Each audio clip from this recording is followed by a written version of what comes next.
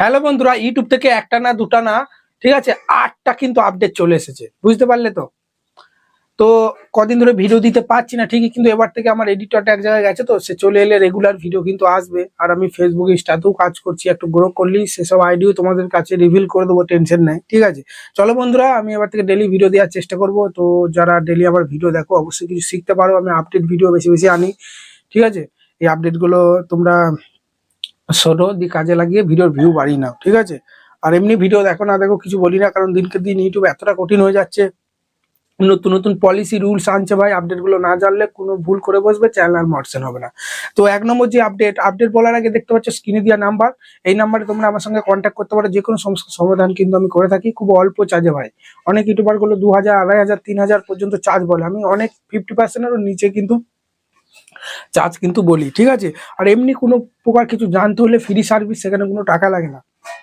WhatsApp করা মানেই টাকা লাগে তা কিন্তু না, কিছু কাজ করালে অল্প চার্জে করিয়ে দিই। এমনি কিছু জানার থাকলে, কিছু শেখার থাকলে আমাকে মেসেজ করবে, অবশ্যই আমি তোমাদেরকে রিপ্লাই দেবো, ঠিক আছে। কোনো অসুবিধা হলে আমাকে বলবে, অবশ্যই তোমাদের রিপ্লাই আমি কিন্তু দেবো। সব জায়গায় টাকা হয় না, ঠিক আছে। চলো বন্ধুরা, এক নম্বর যে আপডেটটা সেটা হচ্ছে গুগল লেন্স ইন ভিডিও, ঠিক আছে। দেখবে আমরা অনেক বড় বড় ক্রিয়েটারদের দেখি, তাদের জুতো দেখি, তাদের চশমা দেখি, তাদের ঘড়ি দেখি, তাদের শার্ট দেখি, দিয়ে মনে হয় যে ওই রকম জামা আমিও কিনবো, বা ওই রকম টুপি বা ওই রকম চশমাটা আমিও কিনবো। কিন্তু সেই চশমাটার নাম কি বা সেই জুতোটার নাম কি, সব জিনিসের একটা জামার নাম থাকে, ঠিক আছে। তোমরা কিন্তু বুঝতে পারো না, যার ফলে ওই জামাটা তোমরা খুঁজে পাও না, ঠিক আছে, কিনতে পারো না অনলাইনে বা অফলাইনে। কিন্তু এবার থেকে বন্ধুরা, তুমি কোনো ইউটিউবারে যখন কিছু তোমার পোশাক আশাক কোনো জিনিসটা, যেহেতু কোনো প্রোডাক্টটা তার ভালো লাগে, তোমরা স্ক্রিনশট মারবে, গুগল লেন্সে স্ক্যান করবে, সেই প্রোডাক্টটা কোথায় বাই হচ্ছে পুরো একদম স্ক্যানারে দেখিয়ে দেবে, ফ্লিপকার্টে কোথায় কি নাম হেনতেন সব কিছু দেখিয়ে দেবে। এটা কিন্তু খুব একটা ভালো জিনিস, এর ফলে তোমরা সহজেই তোমার ক্রিয়েটারদের, ফ্যান্সরা তোমার যে কোনো প্রোডাক্ট ইউজ করতে পারবে, ঠিক আছে। চলো, যেমন ধরো ট্রেন্ডিং এ গানে অনেকজন ডান্স করছে, কিছু কিছু জামা প্যান্ট থাকে যেগুলো দেখতে আরো ভালো লাগে, সেগুলো হয়তো তুমি কিনতে চাইছো কিন্তু বুঝতে পারছো না, ঠিক আছে। জামাটার নাম ঠিক মতো সাজে না করলে তো অনলাইনে আসবে না জামাগুলো, তাই না।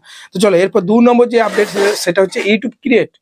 তোমরা জানো যে ইনস্টাগ্রামের ভিডিও এডিট করার জন্য ইনস্টাগ্রাম একটা অ্যাপস লঞ্চ করেছে ভিডিও এডিট করার জন্য, ঠিক ইউটিউবও কিন্তু একটা অ্যাপস লঞ্চ করেছে ইউটিউব ভিডিও এডিট করার জন্য, সেটা হচ্ছে ইউটিউব ক্রিয়েট বলে। তো সেই ইউটিউব ক্রিয়েট অ্যাপসে কি হবে, বিভিন্ন ট্রেন্ডিং মিউজিক অ্যাড করে দিয়েছে ইউটিউব, যার ফলে তোমরা খুব সহজেই খুঁজে পাবে, ঠিক আছে, ট্রেন্ডিং মিউজিক, সেগুলো দিয়ে তোমরা কিন্তু ভিডিও করতে পারবে। এবং কমেডি পোস্ট, এখন তো জানো যে আমরা যদি কোনো পোস্ট করি ইউটিউবের মধ্যে, সেই ছবিগুলো, ঠিক আছে, শর্ট ফিটে দেখাচ্ছে, ঠিক সেইরকমই সেখানেও তুমি ব্যাকগ্রাউন্ড মিউজিক দিয়ে স্লাইড করে হয়তো কোথাও বেড়াতে গেছে, 4-5টা ছবি তুমি লাগিয়ে ব্যাকগ্রাউন্ড মিউজিক দিয়ে তুমি কিন্তু ভিডিও ছাড়তে পারো, যার ফলে ভিউজ আসবে, সেই ভিউজ থেকেও কিন্তু তোমার টাকা ইনকাম হবে, ঠিক আছে। চলো, যেমন ফেসবুকে স্টোরি দিলে স্টোরি থেকেও টাকা ইনকাম হয়, জানো তো, কন্টেন্ট মার্কশন আসার পর সবকিছুতেই টাকা ইনকাম হয়, এইরকমই একটা ব্যাপার। তো চলো, তারপর তোমার 4 নম্বর যে আপডেটটা, সরি 3 নম্বর যে আপডেটটার কথা বলবো, সেটা হচ্ছে বন্ধুরা শর্ট অটো প্লে, ঠিক আছে।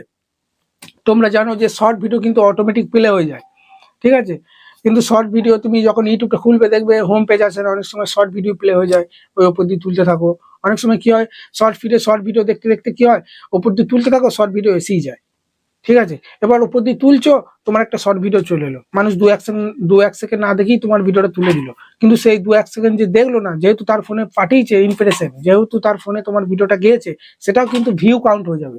কিন্তু সেই ভিউটা 2-1 সেকেন্ড যারা দেখে পালিয়ে গেছে, সেই ভিউটা কিন্তু তোমার আন সেকশনে মডসেন ট্যাবে কাউন্ট হবে না। সেই কারণে শর্ট ভিডিও বানালে প্রথম 3-4 সেকেন্ড হুক ক্রিয়েট করো, যাতে করে এডিটিংটা ভালো করো, যাতে করে ফুল ভিডিওটা সে দেখে যেতে পারে। কারণ 2-3 সেকেন্ড তোমার ভিডিও দেখবে, তুমি মনে করবে ভিউ হয়েছে 2 লাখ 3 লাখ ভিউ হয়েছে মনে করবে, ঠিক আছে, যার ফলে কিন্তু ওই ভিউটা তোমার আন সেকশনে কাউন্ট হবে না। কি বললাম, বোঝাতে পেরেছি? একটা শর্ট ভিডিও ভাইরাল গেলে 1 লাখ ভিউ হলে, সে 1 লাখ ভিউটা কিন্তু রিয়েল 1 লাখ ভিউ না, সেখানে হয়তো 80,000 ভিউ, এনগেজ ভিউ, মানে 80,000 জন মানুষ হয়তো তোমার 3 সেকেন্ডের উপর অব্দি রেখেছে, সেটা আনসেকশনে মডসেনে কাউন্ট হবে। আর বাকি 20,000 হয়তো তোমার 2-3 সেকেন্ড থেকে পালিয়ে গেছে, সেই ভিউটা কিন্তু আনসেকশনে কাউন্ট হবে না। সেই জন্য শর্ট ভিডিও এখন অটো প্লে হয়ে যাচ্ছে, প্রথম থেকে এডিটিংটা মানে ভালো করে করো, ঠিক আছে, বুঝতে পারলে। এরপর 4 নম্বর যে আপডেটের কথা বলবো, সেটা হচ্ছে এআই সব সরি এআই স্লপ সার্ভে। এখন ইউটিউব এআই এর সঙ্গে কোলাপ করেছে, এআই বাই মেশিন, একটা যন্ত্র, কোনো মানুষ নয় যে চ্যানেলে গিয়ে সার্ভে করবে। সে কি করছে, বিভিন্ন কন্টেন্ট বিভিন্ন চ্যানেলে সার্ভে মানে সলভ করে দেখছে যে কেউ কপি পেস্ট নিয়ে কাজ করছে কিনা, কেউ নিজের ক্রিয়েটিভিটি রাখছে কিনা, যারা ক্রিয়েটিভিটি সেরকম রাখছে না, ঠিক আছে।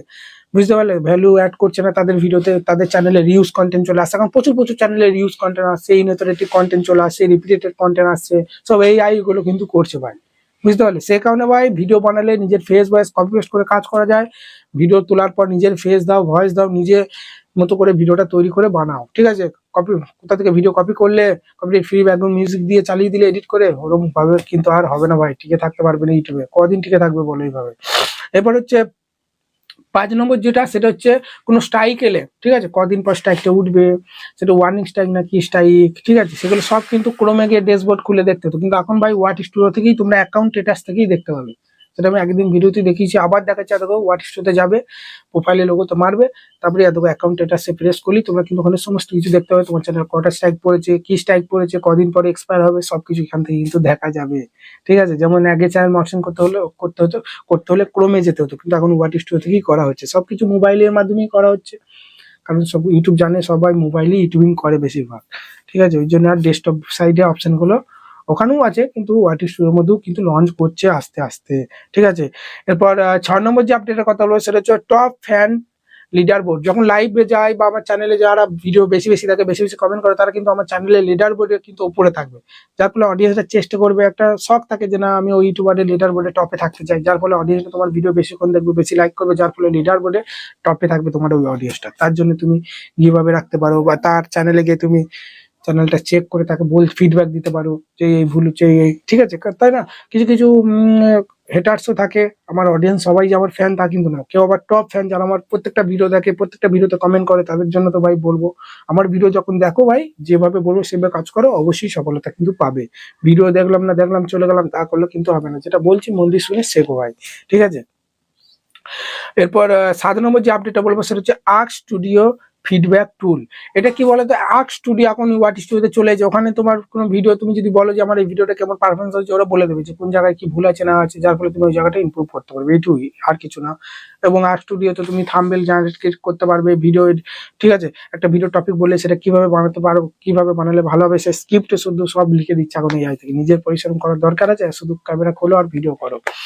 এরপর 8 নম্বর যে আপডেটটা, সেটা হচ্ছে অ্যালগরিদম চেঞ্জ। আগে কি হচ্ছিল, ওয়াচ টাইমের মাধ্যমে তোমার ভিডিওতে যেটা ওয়াচ টাইম বেশি এলে তোমার ভিডিও ভাইরাল যাচ্ছিল, কিন্তু এখন থেকে ওয়াচ টাইমের সঙ্গে লাইক আর কমেন্টটাও জুড়ে দিয়েছে। শুধু তোমার ভিডিওতে মানুষ বেশিক্ষণ দেখলেই হবে না, বেশি বেশি কমেন্ট লাইকও করতে হবে, তবেই সেই ভিডিওটা তোমার ভাইরাল যাবে। আশা করি বন্ধুরা এই কোন আপডেট ভালো লেগেছে, ঠিক আছে। কোন আপডেটটা সব থেকে বেশি ভালো লেগেছে আমাকে কমেন্টে জানাতে ভুলবে না।